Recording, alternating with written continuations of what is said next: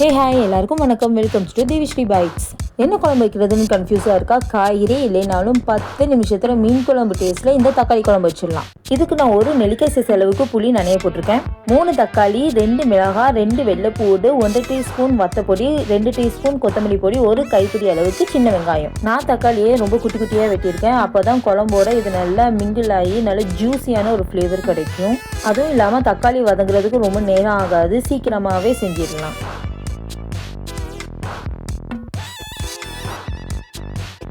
இது கூடவே நான் 2 பச்சை மிளகாய் கீறி வச்சுருக்கேன். அப்புறம் சின்ன வெங்காயம் தொளி உரிச்சு வச்சுருக்கேன். வெள்ளைப்பூடும் தொளி உரிச்சு வச்சுருக்கேன். ஒரு பாத்திரத்தில் நம்ம எண்ணெய் ஊற்றிக்கலாம். தாளிசத்துக்கு கடுகு போட்டுக்கலாம். கடுகு நல்லா பொரிஞ்சு வந்த உடனே நம்ம வெள்ளைப்பூடு சேர்த்துக்கலாம். வெள்ளைப்பூடை நல்லா வதக்கி விடணும், நல்லா ப்ரௌன் கலராக ஆகுற வரைக்கும். வீட்டில் காய்கறி இல்லைனாலும் சின்ன வெங்காயமும் வெள்ளைப்பூடும் கண்டிப்பாக இருக்கும். அதை வச்சு நம்ம டக்குன்னு பண்ணிடலாம். இப்போ சின்ன வெங்காயத்தை போட்டுக்கலாம். இதுவும் நல்லா கோல்டன் ப்ரௌன் கலர் ஆகுற வரைக்கும் நல்லா வதக்கி விட்டுக்கலாம். இப்போ கருவேப்பிலை சேர்த்துக்கலாம் வாசத்துக்கு. இதுவும் நல்லா வதக்கி விட்டுக்கலாம். ஒரு 1/4 டீஸ்பூன் மஞ்சள் தூள் சேர்த்துக்கலாம். அதுக்கப்புறம் வெட்டி வச்சுருந்த மிளகாய் இதையும் போட்டு நல்லா வதக்கி எடுத்துக்கலாம்.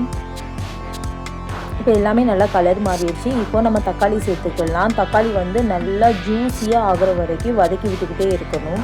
சீக்கிரமாக வதங்குறதுக்கு நம்ம கல் உப்பு சேர்த்துக்கலாம். குழம்புக்கு தேவையான உப்பு சேர்த்துக்கிட்டு புளி கரைசலும் விட்டுக்கலாம்.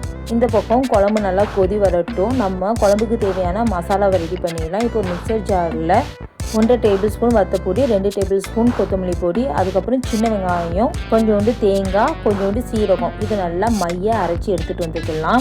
இந்த குழம்புக்கு மசாலா பச்சையாக தான் சேர்க்கணும், எதுவுமே வதக்க வேண்டாம். இந்த மாதிரி நல்லா மைய அரைச்சி எடுத்துகிட்டு வந்துக்கலாம். இப்போ இந்த பக்கம் புளி தண்ணி கொதி வந்துருச்சு. அரைச்சி வச்சிருந்த மசாலாவையும் இதுக்குள்ளே ஊற்றிக்கலாம். இப்போ மசாலாவை நல்லா கிளறி விட்டுக்கோங்க. ஒரு கொதி வரட்டும், பச்சை வாசனை போகிற அளவுக்கு கொதி வரட்டும். குழம்புல பச்சை வாசனைலாம் போயிட்டுங்க. இந்த ஸ்டேஜில் உப்பு இருக்கான்னு செக் பண்ணிவிட்டு நம்ம கொஞ்சம் உப்பும் சேர்த்துக்கலாம். இந்த குழம்பு சாதத்துக்கு மட்டும் இல்லைங்க, இட்லி, தோசை, சப்பாத்தி எதுக்குனாலும் ட்ரை பண்ணலாம். சும்மா அல்டிமேட்டாக இருக்கும்.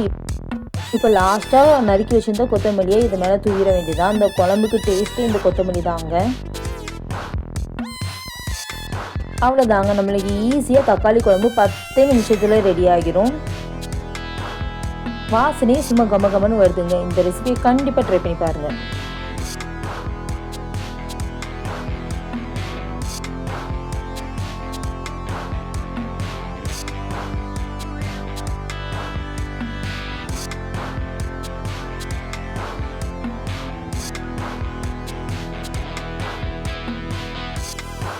இப்போ நம்ம சூடான சாதத்தோடு இந்த தக்காளி குழம்புக்கு சைடிஷ் ஒரு ஆம்லேட்டோ இல்லைன்னா முருங்கைக்கீரை பொரியல், முட்டைகோஸ் பொரியல் எதுனாலும் வச்சு சாப்பிடலாம். சும்மா அல்டிமேட்டாக இருக்கும்.